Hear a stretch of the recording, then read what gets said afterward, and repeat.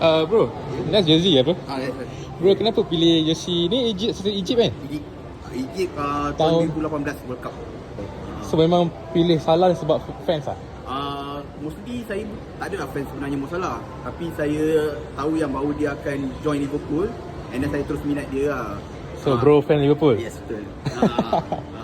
Okay, nak tambah lah dekat World Cup 2018 tu, Egypt tak pernah menang pun game tu. Tapi betul. dia tambah, dia ada 2 gol lah Ada Salah. 2 gol lah. Lawan Saudi dengan lawan Russia. So memang pilih Salah ni sebab fan Liverpool lah. Fan Liverpool, ya betul. Saya tak rasa sebab mungkin dia sebenarnya daripada zaman trio Mane dengan Firmino pun dia dah keikutan, dia dah hampir nak Ciao. retire kontrak dia lah. Tapi maybe this year memang dia nak push dia punya tu lah untuk memori dia bersama Liverpool.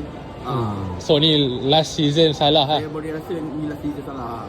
Oh, very honest lah bro Liverpool. Okay bro, thank you bro. Okay, thank Ni you. gimana kat ni? Ha? Nak pergi mana? Saya nak pergi ni Popular. I see. Okay, thank you bro. Okay, thank you. Alright.